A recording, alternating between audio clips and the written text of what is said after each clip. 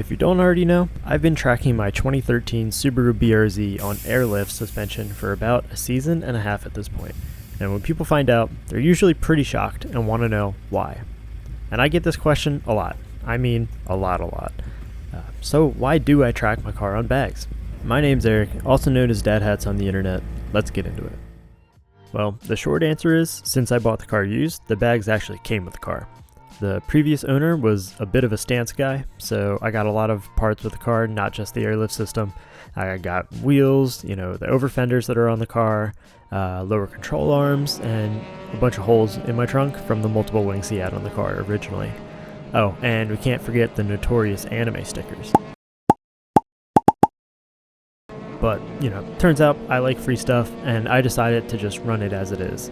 Of course, I did my research before just sending it on track, and I found a few sources saying that it was totally fine to track Airlift's performance kit. I even found some promotional videos where they compared, their Airlift kit versus your standard coilover. Air suspension isn't new, but the idea that it can perform at a racetrack is. Can air handle as well as premium coilovers? We'll let the data speak for itself. So I felt it was, safe to go ahead and try it. There's actually an old Gears and Gasoline video that I found that features a time attack guide that runs airlift with height sensors, which is, I think it's called the 3H system. It's just the newer version of what I have. Mine doesn't have any sort of height sensors like that. It's just the old school dumb way of doing it, where it's just a pressure-based system. Now, I want to talk about my experience with bags on track and address some of the common assumptions and misconceptions that I've heard. I've heard people in favor of tracking bags say that if it's set up right, then they're just as good as any coilover. And while that may be true for some of the newer higher end versions, that definitely hasn't been my experience. The front of the car, I would actually say, is pretty comparable to a coilover setup, but the rear is really where I had my issues. It's been super bumpy in comparison to the front, regardless of how I've tried to set it up, and I've tried countless things now at this point. Things I've tried include, easily just softening the dampers, lowering the pressure. Since they sort of act like a spring, less air is actually softer suspension, and then more air in the bag is actually stiffer.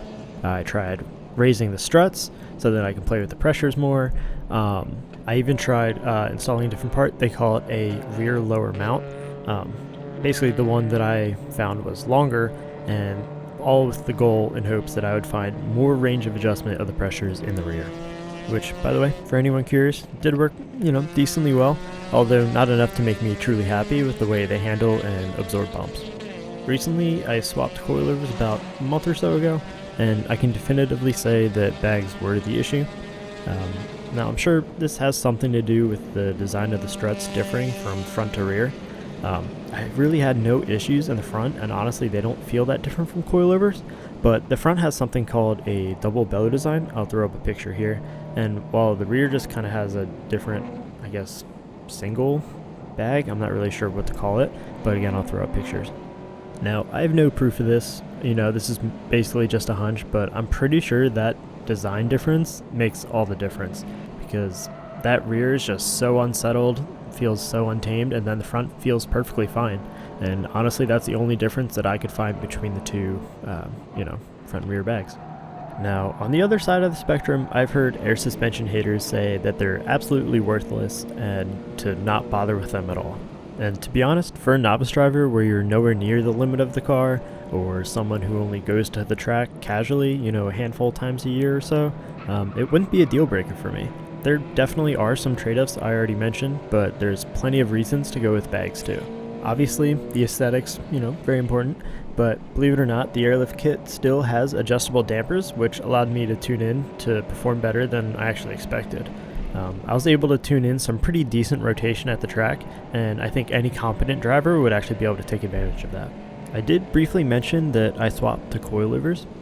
I have some footage from a few track days that I'll be able to compare lap times from my personal best on airlift versus my PB on coilovers. I finished up at Pocono Raceway, got some good laps in there, but then I ran into some car problems at NJMP that prevented me from getting any good data. I may not be able to break down and analyze the lap times quite like I originally planned, since a few things came up, including those card issues, but I've actually been trying out a new lap timer called Draggy Lap, and I've been working on a review for them, so excited to share that with you guys sometime in the near future. Plenty of content coming to the channel, just got to get around to editing it, and yeah, if you like the video, be sure to hit that like button, and I'll see you guys in the next one. Take care.